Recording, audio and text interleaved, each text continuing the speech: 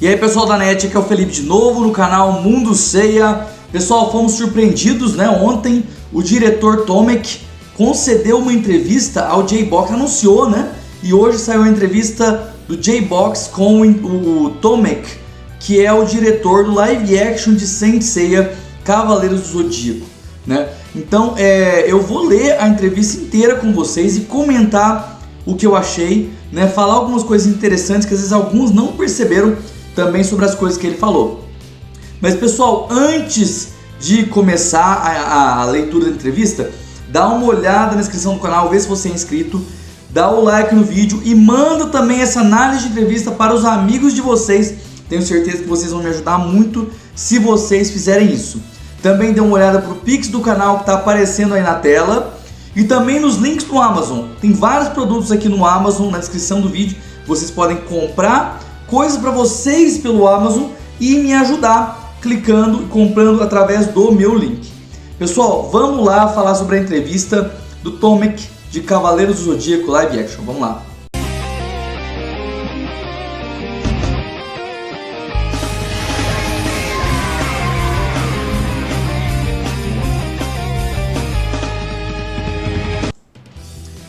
Gente, vamos lá. Primeiramente, eles começaram a conversar, né? Tem entrevista em vídeo aqui também, para quem quiser. Eu vou deixar na descrição do vídeo, tá? Para quem quiser. A entrevista foi com a Laura, né? Que representou o site. Primeiro foi perguntado como se envolveu com o filme. Se ele já conhecia Cavaleiros, né? E olha a resposta dele. Ele diz, gente, que já tinha ouvido de nome, já tinha assistido alguns episódios, ó. Na verdade é uma longa história. Eu conheci o nome, eu tinha visto alguns episódios. Como você sabe, foi muito popular na Europa. Ele comenta que no lugar que ele viveu, na Polônia, né, um diretor polonês, não foi tão popular como na Itália, por exemplo. Na Itália, Saint Seiya estourou, foi muito popular, né? E Saint Seiya não era totalmente conhecido, né? Mas ele sabia o que era, né? E como ele já trabalhou com a Toei antes, ó, na verdade eu trabalhei em outro projeto com a Toei antes. E o trabalho fluía tão bem que em algum momento eles me perguntaram essa mesma coisa. O que você sabe de Cavaleiros? O que você sabe de Saint Seiya? E eu falei, alguma coisa, né? Mitologia grega, armaduras, protagonistas e tal, né? E aí eles entregaram pra ele, gente, um roteiro. Presta atenção nessa parte. Lembra quando a gente fala aqui na live que o roteiro desse filme já está pronto faz, muito tempo e que não foi o diretor que fez? Olha pra você ver. Acho que isso foi há 5 ou 6 anos atrás, então faz muito tempo. Quer dizer, ele recebeu o roteiro na mão 5 a 6 anos atrás, ou seja, entre 2017 e 2018. Nessa época, foi a época que a série 3D estava em produção também. E o roteiro do filme já estava pronto nessa época, né? Não significa que não tenha sido alterado, tá? Mas já estava mais ou menos pronto na época, né? Isso fortalece aquela ideia que a gente sempre fala aqui, que os plots Gurad são plots do filme e não da série 3D. Até porque o Eugene-san comentou já oficialmente que a série 3D inicialmente seria um projeto mais ou menos fiel, né? Daí eu vi o script, mostrei pra eles minhas anotações. Ele viu o script, fez anotações, né, e começaram a trabalhar no projeto, né? E ele percebeu o seguinte, olha, muitos rascunhos depois, porque esse mundo é tão vasto e complexo, são tantos personagens, tantas histórias a serem contadas. Muitos anos depois, tivemos nosso primeiro dia no set. Finalmente gravamos e agora temos o filme, né? Agora, olha isso aqui é importante, ó. Isso aqui é muito importante. Agora eu sei bem mais, né? Ele sabe bem mais de Saint Seiya do que ele sabia antes, né? Agora estou profundamente envolvido com esse mundo. Mas ainda tem pessoas que mergulharam bem mais fundo. Eles sabem tudo sobre isso. Se eu tivesse qualquer pergunta sobre o lore mais profunda, sempre poderia perguntar a alguém da Toei e as pessoas que criaram isso. Então eles têm acesso às pessoas que criaram Saint Seiya, né? E aqui é importante, gente, tiveram feedback do próprio Kurumada, né? E já a gente vai falar, eles vão falar aqui na entrevista sobre o feedback do Kurumada, né? Então ela comentou, nossa, você está envolvido no filme faz 6 anos ele responde sim, né? Ele falou que no começo só às vezes. E tem um período de pré-produção, gente, em que o grupo fica ali trabalhando, mais quieto mesmo, sem muita gente da produção, ator, nada. Fica a galera ali trabalhando no script, né? Tem coisa que precisa considerar o orçamento, né? Então pode ter coisa que foi cortada por conta do orçamento. Eles têm um orçamento limitado, né?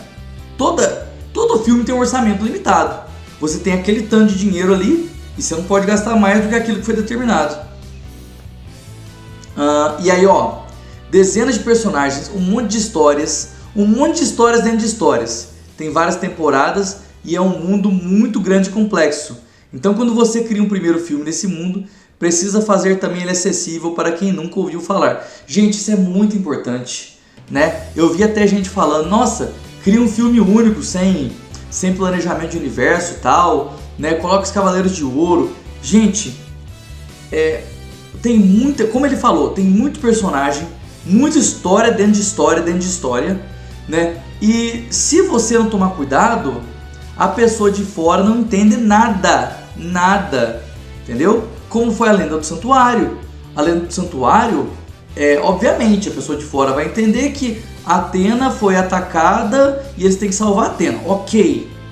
Mas todo o peso ali por trás, só o fã que entende, né? Então você tem que criar um começo, um prólogo direitinho, porque senão dá problema, né?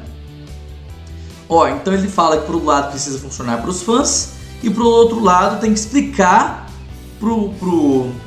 para outras pessoas, né, o que é Saint Seiya. E agora ele vai falar um negócio aqui que tem que dar um tapa na cara da galera do marketing, nós temos que explicar para eles o que é o Cosmo. Gente, o Cosmo é uma informação central no universo de Saint Seiya. Aí nenhum trailer até agora tem um trechinho da Marin explicando o que é o Cosmo, né? Nem falando dos átomos do universo, né? O nosso corpo surgiu de uma explosão dentro de nós. Gente, isso é básico do universo Saint Seiya, como o diretor admitiu e não tá no marketing, né? Então, antes de tudo tivemos que garantir que funcionaria para os fãs, mas também precisávamos explicar um monte de coisas. Como o mundo funciona, quem Seiya precisa proteger, quem é o Seiya, o que é o Cosmo, tudo isso é óbvio e simples para você.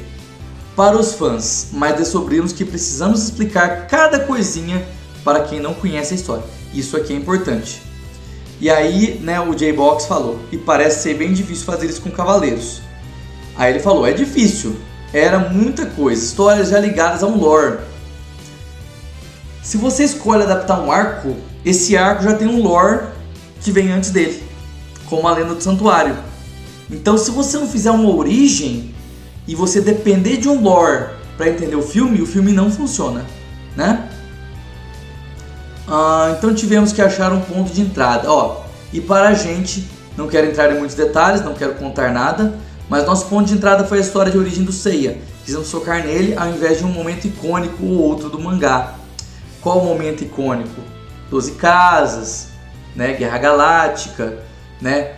Eu ainda vou fazer um vídeo sobre Guerra Galáctica, porque eu acho que ela não funciona em filme. Mas vamos lá. Começamos a trazer alguns elementos de volta. Ok, essa história é central, esse é o nosso cerne, tal. Tá. Aí a J-Box fala, né?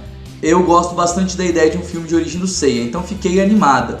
Estava preocupada que cortasse grande parte do começo. Eu realmente gosto do início da história, então estou animado. A Laura, ela gosta do início da história, né? Eu acho, gente, que assim, a gente lembra muito das 12 Casas, o fã lembra muito das 12 Casas. Foi um momento muito nostálgico pro fã das 12 Casas, né? Mas as 12 Casas, gente, não tem peso se não tiver um bom preparo, né? O mangá e o anime tiveram um preparo para as 12 Casas. Eu prefiro do mangá, tudo bem, né? Tem gente que vai preferir do anime, mas teve um preparo. O COTS, que é a série 3D, teve um preparo péssimo para as 12 Casas, né? E a Lenda do Santuário não teve. E aí todo aquele peso dramático das 12 casas se perde, não tem como, né? Falou aqui alguma coisa de adaptar para os dias de hoje, né? Algumas coisas funcionaram no mundo de hoje. Não sei ao que ele se referiu quando ele falou isso, tá? Chegamos bem perto da essência e da trama da versão original. Gente, eu tenho preocupação, é claro que eu quero ver tudo bonito, eu quero ver efeitos e armaduras bonitas, mas para mim o mais importante é que o filme passe a mensagem e a essência presente no sensei original do mestre Kurumada. Isso é o mais importante. O filme pode ter armadura bonita o que for. Se não passar a essência do mestre Kurumada, pra mim, eu não vou aprovar, né? Não vai ser legal. Aí perguntou o envolvimento do Kurumada, né? Teve envolvimento em várias partes, né? Agora sobre as armaduras, ó. Para mim o mais importante foi porque no começo a gente tinha uns designs bem super-herói, coisa bem tecnológica. Gente, se esse plot da armadura fake criada pelo Kido for verdade, encaixa com essa ideia original de que a armadura ia ter uma pegada tecnológica, né? E é que tipo, a inspiração principal eram cavaleiros reais e armaduras reais. O Kurumada falou, a inspiração eram cavaleiros reais e armaduras reais. Bom, a equipe levou isso bem ao pé da letra, né? Porque a armadura do filme parece muito mais armadura medieval do que o clássico parecia, né? Mas essa ideia de que a armadura vem de armadura real é uma coisa do próprio Kurumada, tá? Mais uma vez, eu ainda defendo o plot das duas armaduras. Agora, olha a dica que ele deu aqui, né? Ombreiras bem proeminentes. Isso aqui é fato, que mesmo na armadura que a gente acha que é armadura fake, a ombreira ela é bem proeminente, ela é bem para fora. Diferente da armadura do Homem de Ferro, por exemplo, que é mais uma coisa mais... que não vai muito para fora, né? Então, essa ombreira proeminente é realmente uma coisa de sensei. É uma forma muito importante, ao mesmo tempo é muito difícil de fazer isso nas armaduras. Porque aí, quando não é uma animação, fazer esse movimento de levantar e descer o braço fica muito desconfortável, de fato. Esse tipo de ombreira realmente limita o movimento, então tivemos que excluir algumas coisas. Isso aqui é um problema para o ator, né? Mas consultamos o autor algumas vezes, ele viu o filme, deu algumas notas e também sabemos o que fazer no futuro. Olha a dica que ele vai dar aqui. Caso o filme seja um sucesso, já sabemos por onde ir com as armaduras. Uma coisa que eu amo nas armaduras de cavaleiros é que os designs não ficam estagnados. As armaduras evoluem. Presta atenção no que o diretor do filme falou. As armaduras evoluem. Ou seja, pode ser que a gente tenha aquela armadura no final do filme, hein? Elas evoluem a cada temporada, conforme os personagens conseguem usar melhor o cosmo. Mais evoluídas as armaduras ficam. É uma ideia bem maneira. Cavaleiro... Aí, agora vamos questão de geográfica, né? Cavaleiros é muito amado em alguns lugares, mas ainda não é muito conhecido em outros. Como lidar com o excesso de expectativa de fãs e a necessidade de introduzir a série? Quer dizer, você tem uma gigantesco número de fãs em certos lugares, e em outro, Saint Seiya não é nada conhecido. Como é que faz, né? Foi o motivo de ter demorado tanto para acertar a história, porque toda vez que estávamos satisfeitos com o script, a gente meio que testava com pessoas que não conhecem, tipo nada da série. E geralmente eles ficavam com perguntas e achavam confuso. Legal. Eles chegavam, escreviam e entregavam para alguém que não conhece. O que você acha? Né? Mas ao mesmo tempo era bem legal e empolgante. E aí eu meio que me apaixonei por esse mundo, pelos personagens. Tem tantas histórias incríveis nesse mundo e eu sinto que eu espero que esse amor fique visível. Espero que esse filme tenha coração por causa disso. Essa parte da entrevista eu gostei. Ele tem muitas outras adaptações. E isso aqui independe, pode ser que o filme fique ruim, tá? Não estou falando que é certeza de ficar bom. Mas tem muitas obras em que o diretor ele xinga e pisa na história original. Isso me lembra, até lembra da adaptação do filme do Assassin's Creed, que flopou? Então, ele pisava na história original, né? Se eu não me engano, ele falou até que nunca jogou, né? Agora, esse cara aqui, ele quer que o filme tenha coração e quer que o amor dele pela série, o gosto dele por Saint Seiya apareça durante o filme. Isso aqui é legal. Falando em fãs, você está checando a recepção depois de divulgarem o trailer, as primeiras imagens? Isso aqui foi pesado, hein, J-Box? A Laura pegou pesado aqui, hein? Um pouco, mas também tem uma frase excelente. Não lembro de quem. É errado se animar depois de um bom feedback, mas também é errado se deprimir demais com feedback negativo. Quer dizer que ele sabe, ele está olhando o que a gente está falando na internet, né? O feedback negativo que várias pessoas dão, né? Então tem que não vou dizer ignorar, porque especialmente para mim os fãs são muito importantes. Eu quero muito que as pessoas amem esse filme, mas ao mesmo tempo sempre vai ter alguém que não vai gostar. As pessoas são diferentes e estamos fazendo o filme para um público enorme. Então sempre vai ter alguém que vai dizer, não gostei disso. E a parte engraçada é que eles até podem estar certos no fim das contas, eu sei disso. Mas sabe, é um filme, uma máquina de ação. É tipo, ok, esse é o orçamento que tivemos, esse é o tempo que tivemos, essa é a história que fizemos e tivemos que focar nela, fazê-la funcionar da melhor forma possível. E eu espero que muita gente ame. Então estou checando feedback, mas não estou cavando fundo, porque aí fica muito fácil perder a confiança no que estou fazendo. Se ele perder a confiança no que está fazendo, aí perde o ânimo total, né? A escolha do elenco, né? Algum elemento do mangá ou do anime foi levado em conta? Sim, não, porque queríamos um elenco internacional na medida do possível. Tentamos até certo grau, não totalmente, não 100%, mas até certo grau honrar a origem. O lugar da origem da história, sabíamos, por exemplo, que o Seiya tinha que vir do Japão. Então essa ideia do Seiya ser japonês já estava constando, né?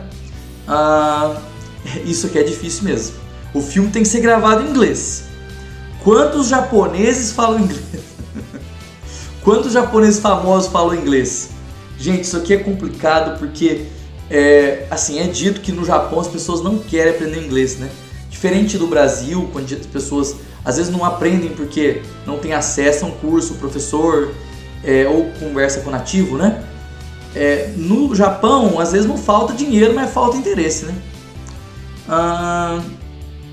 Falou que ficou muito contente com o Maquinho, porque o Maquinho é muito famoso no Japão, né? Ele falou que é fácil achar ator famoso, mas mais velho. Mas os cavaleiros tinham que ser jovens, né? Tinham que ser jovens. Ele falou um pouco de outros nomes, né? Como o Sean Bean, né? Nick Stahl, que foi o Cassius, obviamente que é o Cassius. Papel ainda não revelado, é óbvio que é o Cassius. Funk Jansen, que é a Gurad. Ele falou que teve sorte com o elenco, tá? Todo projeto de Cavaleiros tem sua marca. Qual a marca deste filme? O que ele pode acrescentar ou mudar no universo da série? Aqui ele não quis responder. Ele deu uma sabonetada aqui no J-Box porque ele falou que ia revelar segredo da história, né?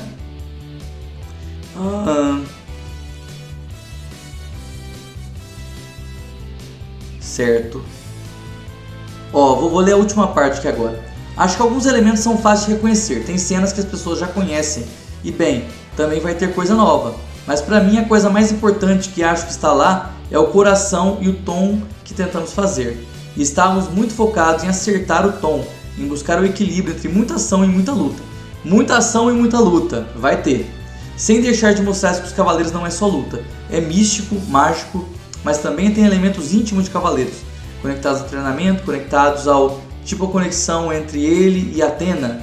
E eu acho que essa era a coisa mais importante para mostrar. Um filme de ação com coração. Gostei. É um filme de ação com coração. Eu acho que essa frase determina o que ele quer para o filme. Vai alcançar isso? Veremos no cinema. Coração que eu acho que normalmente acaba faltando nesses grandes espetáculos. Nossa! Gente, coração que acaba faltando nesses grandes espetáculos. Isso é verdade. Muitos grandes espetáculos não têm o peso de alma ali que Saint Seiya tem, né? Isso é fato. Será que esse filme vai ter? Vamos ver.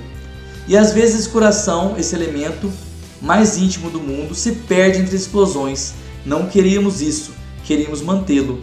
E acho que está lá. Você vai ver e vai sentir por conta própria. Tomek está muito confiante nesse filme, assim como toda a produção, assim como Diego Tinoco, né, assim como Makin Arata, né, e a Madison Iceman, estão todos muito animados com esse filme. Eu espero que seja muito bom, né? Espero que seja muito bom. Irei ao cinema assistir.